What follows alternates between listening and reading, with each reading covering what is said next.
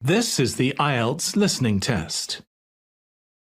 You will hear a number of different recordings, and you will have to answer questions on what you hear.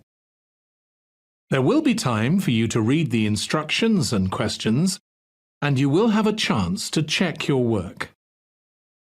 All the recordings will be played once only. The test is in 4 parts.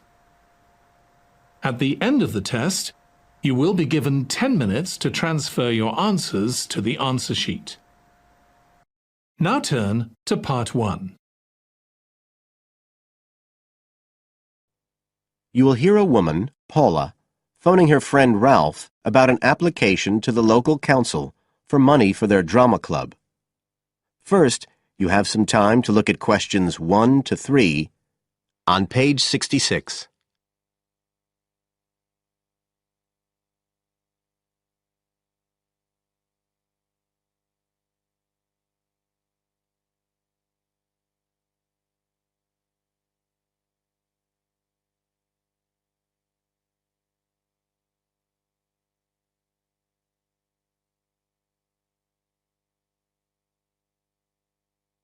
You will see that there is an example which has been done for you.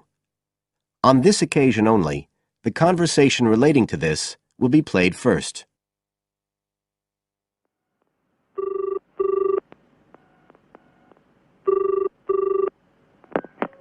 Hello? Ralph, it's Paula. Hi. You know I told you we could apply to the local council for money for our drama club. I've got the application form here, but we need to get it back to them by the end of the week. I could send it on to you. You really ought to fill it in as president of the club, but I don't know if it'll get to you in time. Well, you're the secretary, so I expect it's okay if you fill it in. Yeah, but I'd really like to check it together. Right, that's fine. Like, the first part asks for the main contact person. Can I put you there? Sure. Right, so that's Ralph Pearson. The man's name is Ralph Pearson, so Ralph Pearson has been written in the space. Now we shall begin. You should answer the questions as you listen, because you will not hear the recording a second time. Listen carefully and answer questions 1 to 3.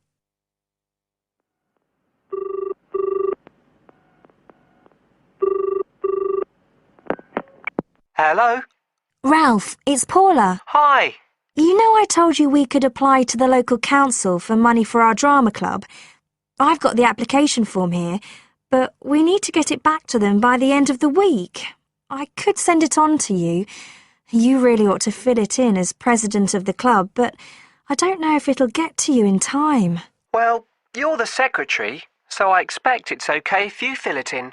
Yeah, but I'd really like to check it together. Right, that's fine. Like, the first part asks for the main contact person. Can I put you there? Sure.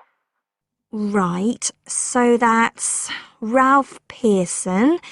Oh, and then I need your contact address.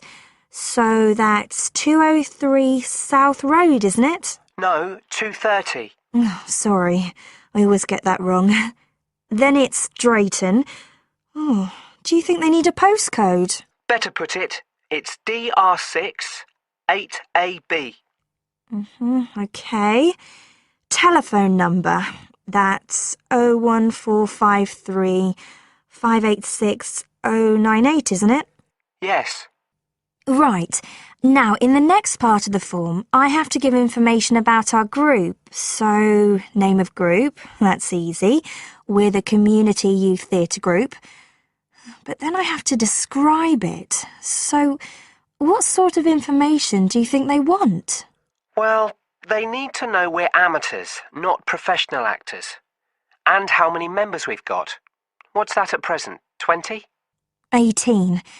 And should we put in the age range? That's 13 to 22? No, I don't think we need to. But we'd better put a bit about what we actually do. Something like members take part in drama activities. Activities and workshops? OK. Right. That's all for that section, I think. You now have some time to look at questions 4 to 10 on page 66.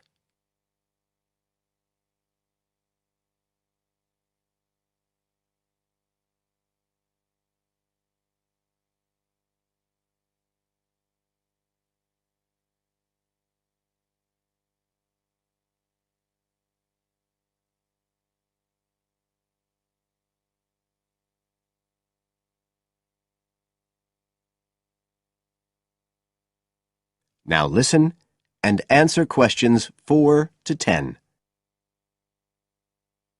Now, the next bit is about the project itself, what we're applying for funding for. So, first of all, they need to know how much money we want. The maximum's £500.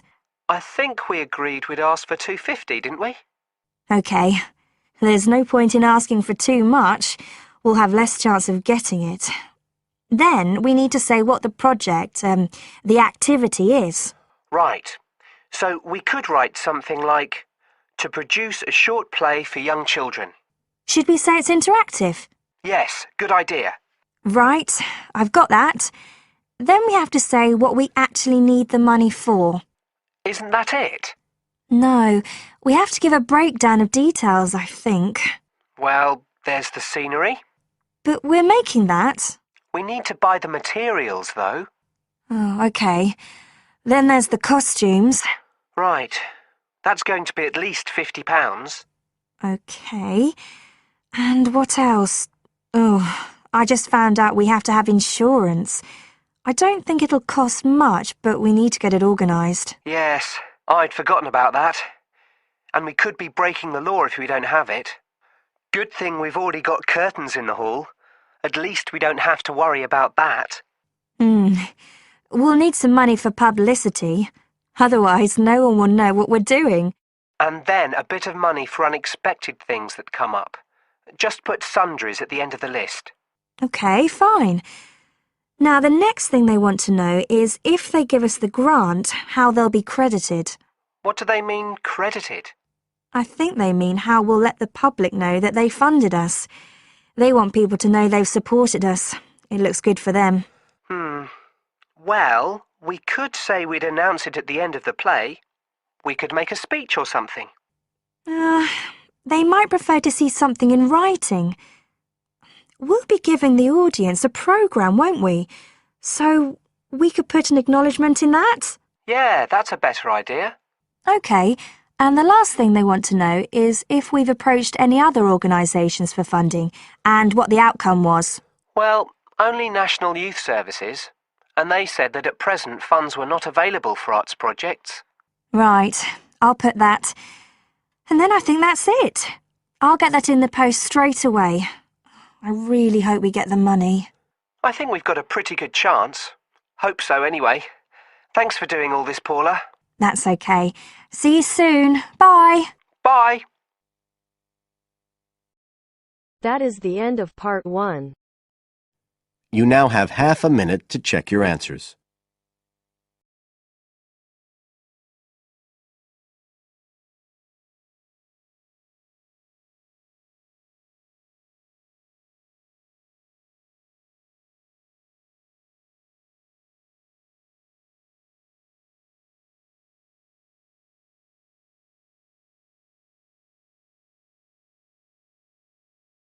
Now turns to part 2.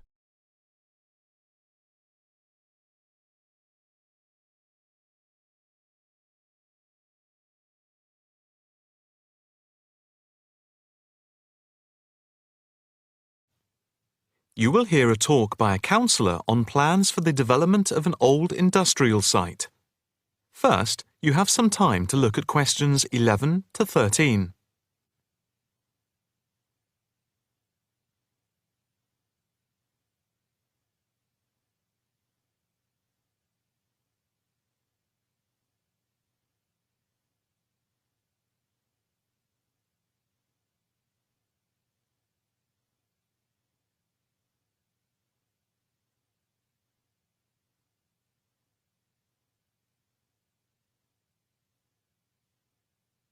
Now listen carefully and answer questions 11 to 13. Good afternoon, ladies and gentlemen. My name is Councillor Norma Boyd, and welcome to this exhibition about the development of the old paper mill factory and gasworks site, which has been lying unused for more than a decade.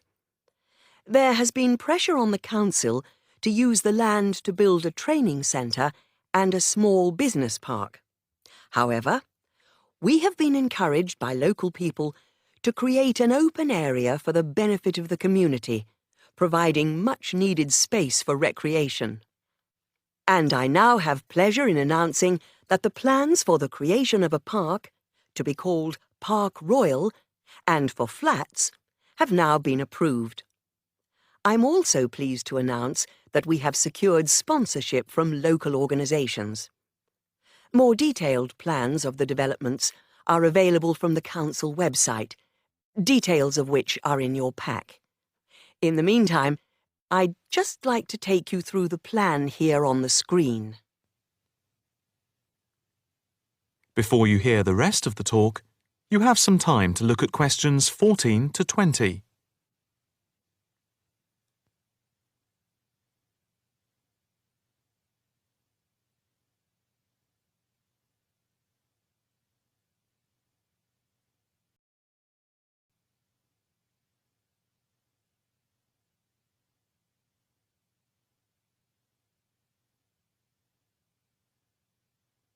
Now listen carefully and answer questions 14 to 20. If we start here at the bottom, you can see Parkside Street, where the main entrance to the park is. On the left of the entrance, in the bottom left-hand corner of the plan, there will be a block of 40 studio flats. On the other side of the entrance, there will be some workshops for local businesses. There will also be another entrance here, on the top right, which leads into Pear Street. Here, in the centre of the park, we will have an ornamental lake with paths radiating north, south, east and west to the different areas of the park. In the top right-hand corner, just by the Pear Street entrance, there will be a large sports area with 2 football pitches and 4 tennis and volleyball courts. Just here, beside the pitches, on the same side of the path, will be an outdoor swimming pool. Now, in the top left-hand corner, a walled flower garden is planned with a rockery and a water feature with walkways, seats and lots of shady areas for the summer.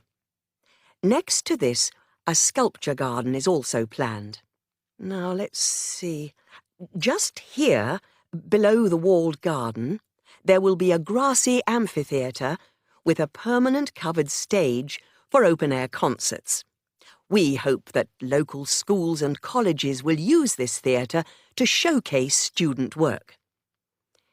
In the bottom left-hand corner of the plan, you can see that above the block of flats, there will be a play area for children, and directly to the right of this, just near the main entrance, there will be a wild area.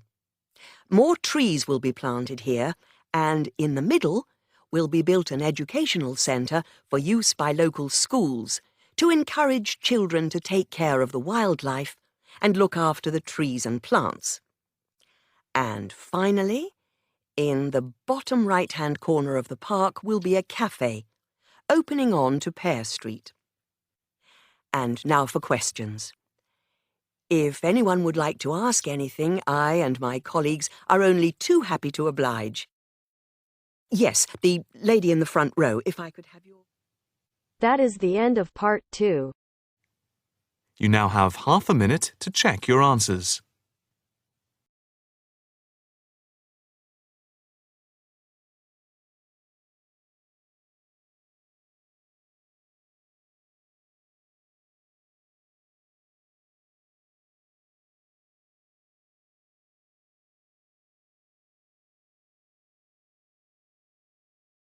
Now turns to part 3.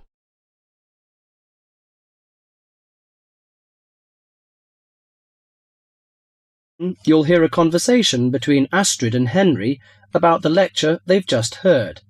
First, you have some time to look at questions 21 to 30.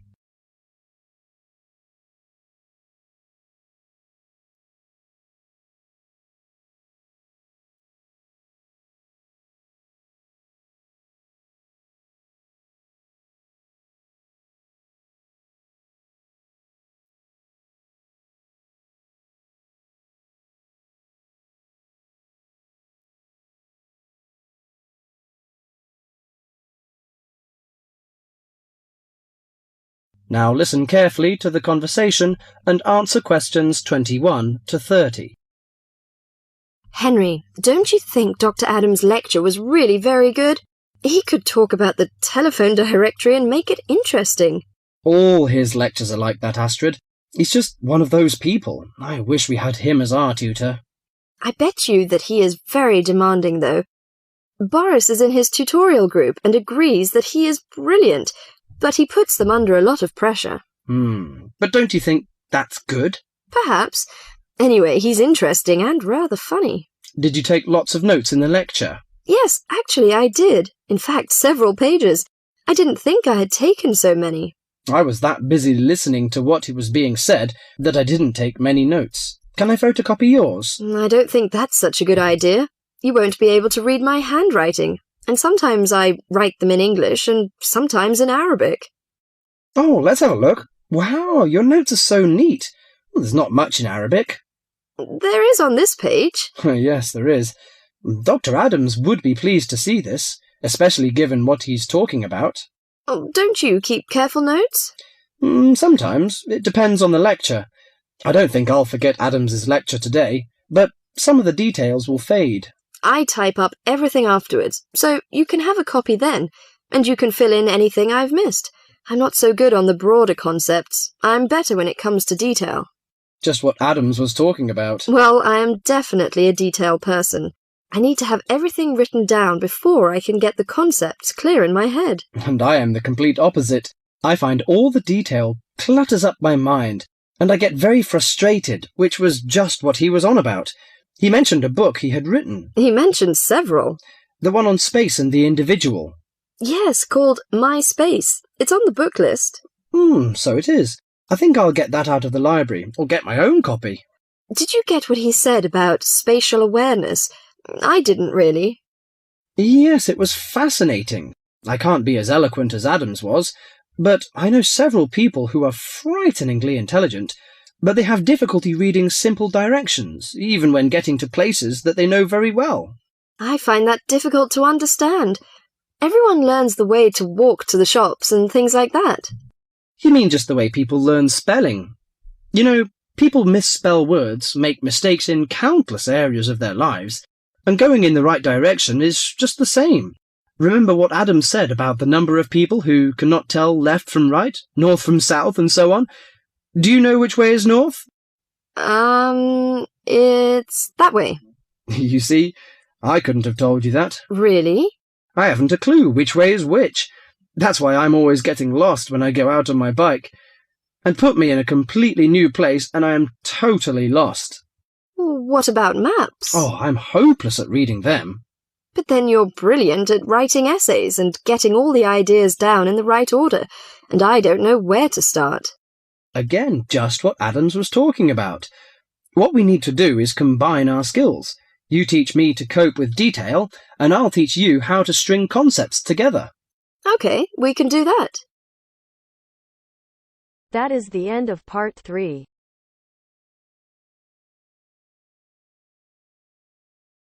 You now have half a minute to check your answers.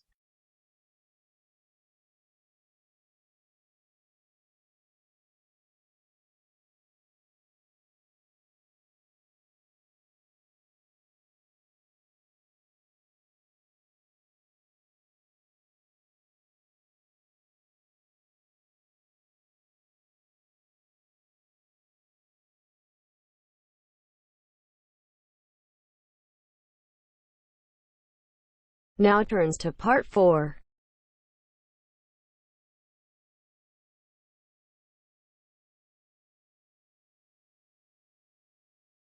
You are going to hear a lecture about the geographic information about Australia. You now have some time to read questions 31 to 40.